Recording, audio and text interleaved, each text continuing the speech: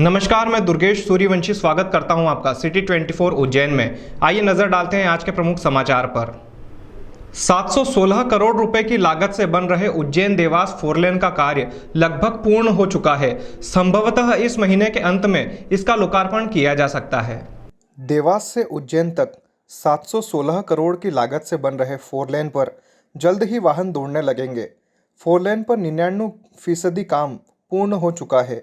Four lane में आने वाले ब्रिज का निर्माण भी पूरा हो चुका है और सिर्फ रेलवे ओवरब्रिज का काम अधूरा है।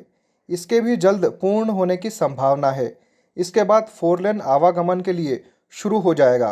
NHAI द्वारा देवास के शिप्रा से उज्जैन होते हुए बदनावर तक 98 किलोमीटर लंबा फोरलेन का 2 चरणों में निर्माण किया जा रहा है। इसमें पहले चरण में शिप्रा से देवास होते हुए उज्जैन तक करीब 41.42 किलोमीटर लंबा फोरलेन बन रहा है। यह फोरलेन उज्जैन के पहले ग्राम दताना से चंदेसरा बाईपास होते हुए इंदौर रोड की तरफ तपोभूमि से चिंतामण होते हुए बननगर रोड पर निकलेगा। वर्ष 2021 में शुरू हुए फोरलेन का 99% काम पूरा कर लिया गया है। फोरलेन की 40 किलोमीटर की सड़कें तकरीबन तैयार हो चुकी है और शेष सड़कों का काम अंतिम दौर में चल रहा है। इसके अलावा फोरलेन पर एक railway overbridge, 2 bridge, 6 culvert box बनकर तैयार हो गए हैं। इसमें देवास के पास उज्जैन इंदौर रेलवे लाइन पर बनने वाले रेलवे ओवरब्रिज का नेशनल हाईवे की तरफ से निर्माण पूरा हो गया है। रेलवे पार्ट का निर्माण बाकी है। नेशनल हाईवे के अधिकारियों की माने तो रेलवे ओवरब्रिज का निर्माण पूरा होते ही फोरलेन का काम पूर्ण हो जाएगा। बता दें कि नेशनल हाईवे ने हरियाणा के गुड़गांव की गावर कंपनी को 716 करोड़ में फोरलेन का ठेका दिया था। NHAI के प्रोजेक्ट डायरेक्टर ML पूर्बिया और गावर कंस्ट्रक्शन लिमिटेड के प्रोजेक्ट मैनेजर अनूप सिंह और उनकी टीम ने इस प्रोजेक्ट को रिकॉर्ड समय में पूरा किया है। देवास के शिप्रा से उज्जैन तक बनने वाले फोरलेन के पूर्ण होने से उज्जैन, देवास व इंदौर के बीच एक ट्रायंगल बन जाएगा। इंदौर का यात्री बगैर उज्जैन आए सीधे देवास के लिए जा सकेंगे और देवास का यात्री उज्जैन शहर में आए बगैर बाहर ही इंदौर जा सकेंगे। तपोभूमि के यहाँ फोरलेन पर एक जंक्शन बनाया जाएगा। यहाँ से यात्री दोनों तरफ जा सकेंगे। सिटी चैनल के लिए पुष्करण दुबे की रिपोर्ट। WWE में सांगा के नाम से पहचाने जाने वाले भारतीय पहलवान सौरव गुर्जर गुरुवार को उज्जैन पहुंचे और बाबा महाकाल की भस्म आरती में सम्मिलित हुए। आरती के बाद गर्भगृह से गेट से बाबा महाकाल का आशीर्वाद लिया गया। WWE में धमाल मचा रहे भारतीय रेसलर सांगा उर्फ सौरव गुर्जर देर रात महाकाल मंदिर पहुंचे। तड़के 2 बजे भस्म आरती में शामिल हुए। वे धोती सोले में नजर आए। सौरव ने नंदी हॉल में बैठकर करीब 1 घंटे तक भगवान की आरती में शामिल होकर भगवान का आशीर्वाद लिया। सौरव ने मंदिर समिति की व्यवस्था की तारीफ करते हुए कहा कि मैं दोबारा फिर आऊँगा। धन्य हो गया बाबा महाकाल के दर्शन करके। आपको बता दें कि हाल ही में WWE में एक जीत के बाद सांगा ने पुष्पा स्टाइल में जश्न मनाया था, जो कि काफ़ी वायरल हुआ था। उन्होंने सोशल मीडिया पर भी इसका एक खास वीडियो अपलोड किया और सभी को चुनौती दी थी। सौरव गुर्जर को आज दुनिया सांगा के नाम से जानती है। वे अमेरिका में होने वाली फाइट में सौरव ने अब तक NXT के रिंग में अपना दम दिखाया है। इसके बाद WWE में मेन गेमसेंग और फिर रॉ में भी नजर आ चुके हैं। छोटे पर्दे पर स्टार प्लस के महाभारत सीरियल में भीम की भूमिका निभाने वाले सौरव हाल ही में रणवीर कपूर की फिल्म ब्रह्मास्त्र में नजर आए थे। अमेरिका में भारत का प्रतिनिधित्व करते हुए इंटरनेशनल रिंग में रुद्राक्ष पहनकर उतरते हैं ताकि दुनिया हमारे सनातन धर्म को जाने। भगवान महाकाल के दर्शन कर वे धन्य हुए हैं। जी, मैं सौरभ गुर्जर। आपने मुझे महाभारत में भीम और अभी WWE रेसलर हूँ मैं। अभी सीधा अमेरिका से आने के बाद यहाँ मुझे महाकाल के दर्शन करने आना था, जो मैं यहाँ आया। अद्भुत, मतलब मेरे पास शब्द नहीं है अपनी भावनाओं को व्यक्त करने के लिए महाकाल के दर्शन करने के बाद। और जितनी अच्छी व्यवस्थाएं इस पूरे प्रांगण में मैनेजमेंट के द्वारा की गई हैं, हर एक श्रद्धालु को महाकाल के दर्शन करने का मौका मिल रहा है। मैं तो धन्य हो गया यहाँ आके और हमेशा उम्मीद करूंगा कि बाबा मुझे बुलाएं और मैं यहाँ आऊँ और उज्जैन की इस पावन नगरी में ऐसे आता रहूँ। धन्यवाद। सभी क्या कामना करी सभी के लिए आप? कामना अपने पूरे देश भारतवर्ष के लिए, क्योंकि मैं पूरे भारत को रिप्रेजेंट करता हूँ अमेरिका में, वर्ल्ड रेसलिंग एंटरटेनमेंट में, तो मैं हमेशा अपने पूरे देश के लिए यही उम्मीद करूंगा कि ईश्वर हमारे देश में सुख, शांति, समृद्धि बनाए रखे, हम सब लोगों को खुश रखें। और सनातन को लेकर के क्या कहेंगे आप? कोशिश कर रहे हैं कि इंटरनेशनल रिंग में अपने रुद्राक्ष पहन के हम जाते हैं, तो चाहते हैं कि लोग हमारी संस्कृति को, हमारे सनातन को जाने। हम अपनी भरपूर कोशिश कर रहे हैं और आगे आने वाले समय में ये आप पक्का मान लीजिए कि पूरी दुनिया सनातन को मानेगी और सनातन आगे बढ़ेगा और ऐसे ही बढ़ता रहेगा। बहुत ढाबा पर खाना खाने गए युवकों के साथ ढाबा संचालक द्वारा मारपीट कर दी गई। घायल अवस्था में 2 युवकों को जिला अस्पताल में भर्ती कराया गया।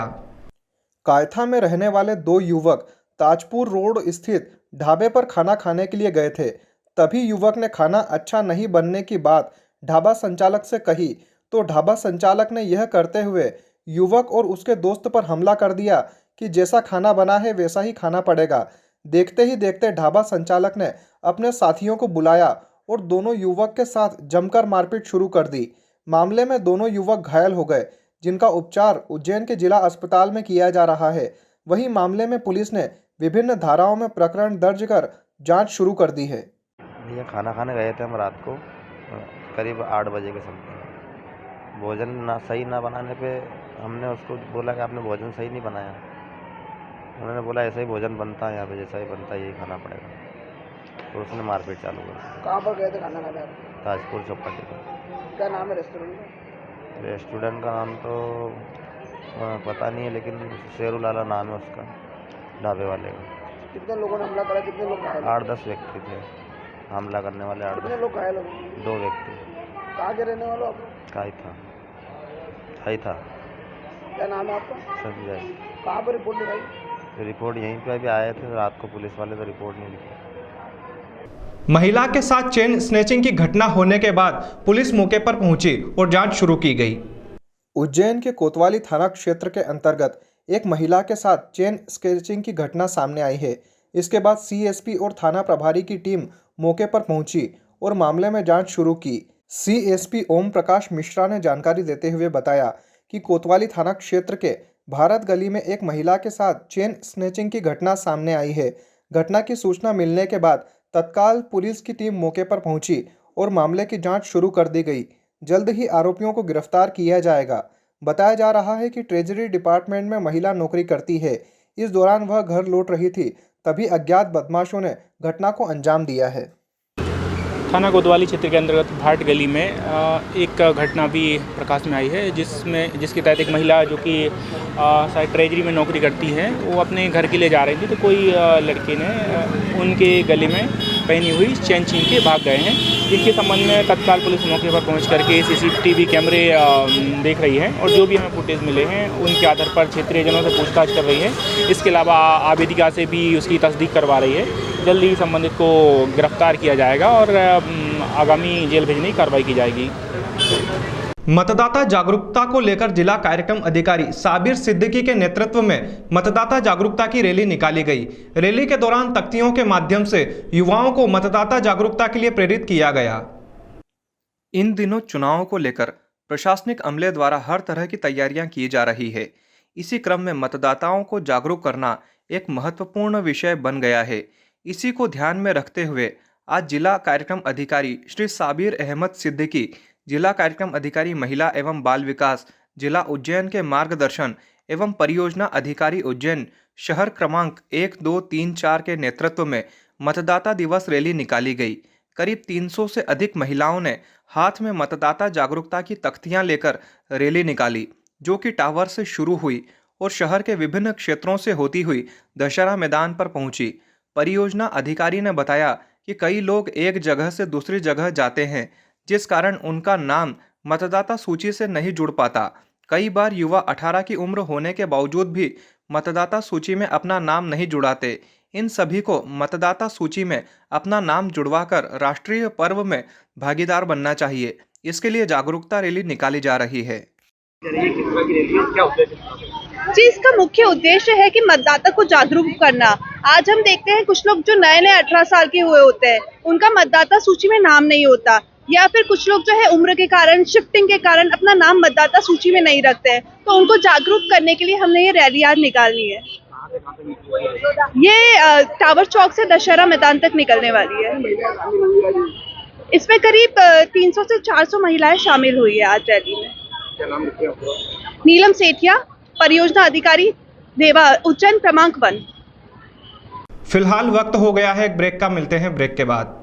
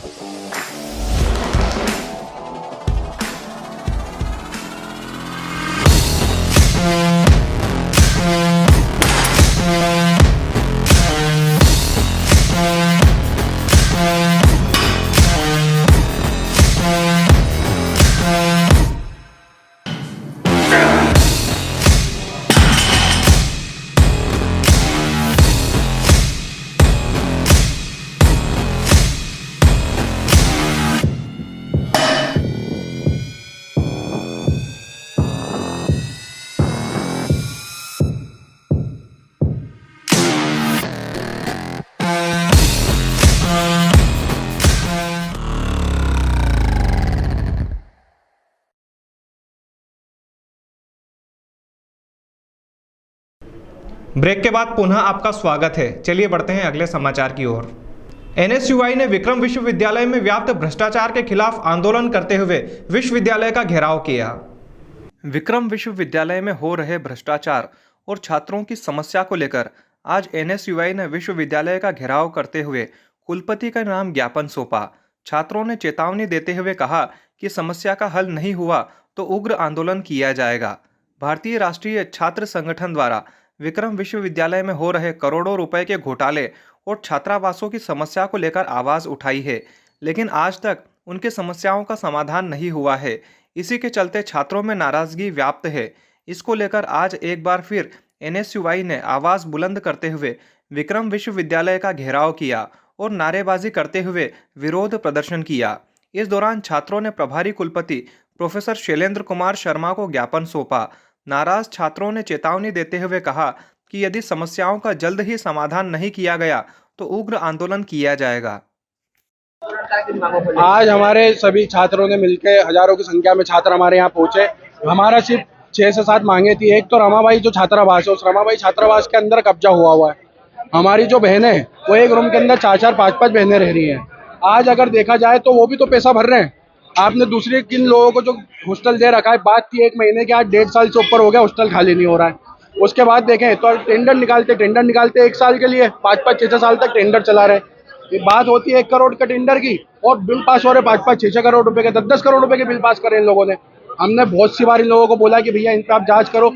यहाँ पे इन लोगों ने एक पार्टी विशेष चुन ली है। उन पार्टी विशेष के लोगों को बुलाते हैं, उनकी मीटिंगें कराते हैं। यहाँ से पूरे संगठन चल रहे हैं। यहाँ विश्वविद्यालय के जो छात्रों के जो पैसा है उसका गबन करते हैं ये लोग। आज स्पोर्ट्स डिपार्टमेंट के अंदर मेरे स्पोर्ट्स के इतने सारे छात्र साथ में आए, किसी एक को ट्रैक सूट नहीं मिला है विगत 4 वर्षों के अंदर। और ये जब बिल आते हैं यहाँ पे तो बिल हजारों ट्रैक सूट के वहाँ पे लग जाते हैं, लाखों रुपए बिल पास होते हैं। इतने लाखों रुपए के गबन यहाँ पे चल रहे हैं, करोड़ों रुपए के गबन चल रहे हैं। आज आपने थोड़े समय पहले देखा PhD कांड, अगर वो खुलासा नहीं होता, आज हम लोग सब मिलकर अंदर लगे तो आज ये हमें लोग बोलते हैं। ये आए थे हम सबके पास में, भैया आप सबके माध्यम से बताना चाहूँ, इनने खूब प्रेशर लगवाया हम लोगों को कि मत करो। आज हमारी मांगे ये थी कि मेन जो इनने ये कर रखा है रिनोवेशन का कार्य, इसके ऊपर जितना भी आपने जितने का बिल लगाओ, जो कुछ भी है सबकी जांच करवा लो। पहली चीज हमारा हॉस्टल खाली करवा दो। जनसंचार अध्ययनशाला, पत्रकारिता अध्ययनशाला हमारे वहाँ पे हो गई है, उसका जो मूल विभाग है उसको वहाँ पे भेजा जाए, जो सतत अध्ययनशाला के अंदर चलती थी। 14 मुद्दा ये कि हमारा जो कुछ भी वो है गर्ल्स हॉस्टल वगैरह उसको खाली करवा दें। बॉयज हॉस्टल के अंदर कोई व्यवस्था ही नहीं है। बॉयज हॉस्टल जो नया इनने पीछे की विंग खोली है उसके अंदर सब कुछ बच्चों के अंदर शिफ्ट करा जाए। ये हमारी आश्वासन ये कह रहे हैं कि माननीय कुलपति जी, कुल सचिव जी बाहर नहीं है, बाहर हैं, और अब जब यहाँ आएंगे उज्जैन तब हम उनसे बात करके और उसका निराकरण कर देंगे। हर बार ये होता है। मेरा नाम तरुण गिरी, मैं एनएसयूआई का छात्र नेता हूँ। टीबी मुक्त भारत अभियान के अंतर्गत उच्च शिक्षा मंत्री डॉक्टर मोहन यादव के द्वारा मरीजों को पोषण आहार वितरित किया गया।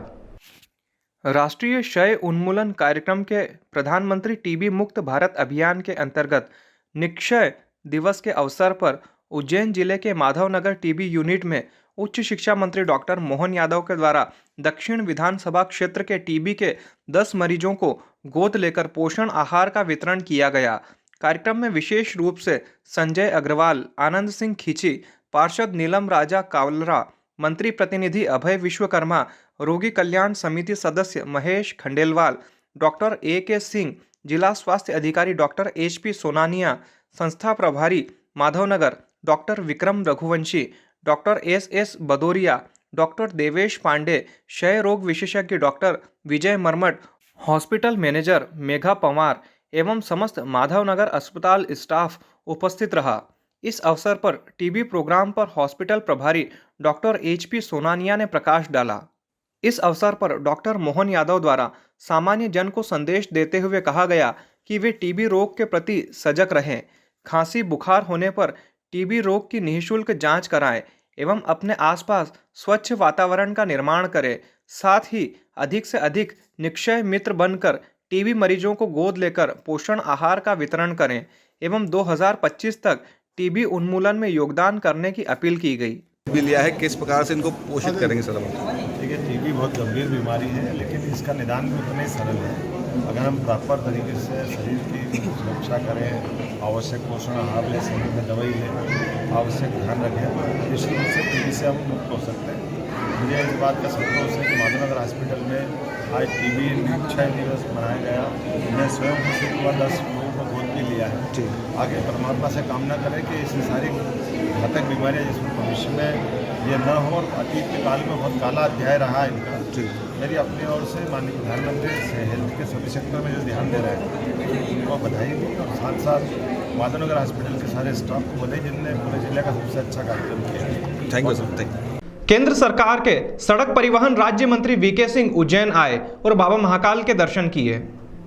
श्री V.K. सिंह सड़क परिवहन एवं राष्ट्रीय राजमार्ग राज्य मंत्री भारत सरकार ने अपने उज्जैन प्रवास के दौरान श्री महाकालेश्वर मंदिर पहुंचकर भगवान महाकाल का दर्शन किया।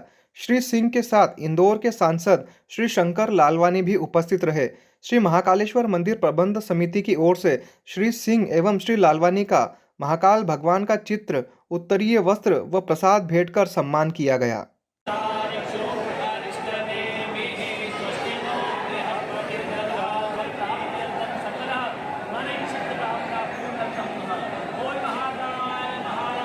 भारत के गृह मंत्री अमित शाह 20 सितंबर को उज्जैन आएंगे। वे महाकाल मंदिर के पार्किंग और अन्य क्षेत्र का लोकार्पण करेंगे। विश्व प्रसिद्ध श्री महाकालेश्वर मंदिर में इन दिनों 22.50 करोड़ से धर्मशाला, प्रवचन हॉल और अन्य क्षेत्र का विस्तार किया जा रहा है, जिसमें भोजन कक्ष की क्षमता 80,000 से 1 लाख भक्तों के साथ ही VIP भोजन कक्ष लगभग 50 भक्तों के लिए है। महाकाल लोक फेज 2 के पहले चरण के तहत अन्य क्षेत्र के पास पार्किंग का लोकार्पण 20 सितंबर 2023 को किया जाएगा। इसके लिए केंद्रीय गृह मंत्री अमित शाह शहर आएंगे। इसके अलावा महाकाल दर्शन के लिए आने वाले श्रद्धालुओं के लिए बनाए जाने वाले 2250 कमरों के भक्त निवास और बड़ा गणेश मंदिर के पास फैसिलिटी सेंटर 3 का भूमि पूजन भी किया जाएगा। वे विक्रम उद्योगपुरी में एक उद्योग के उद्घाटन समारोह में भी शामिल होंगे।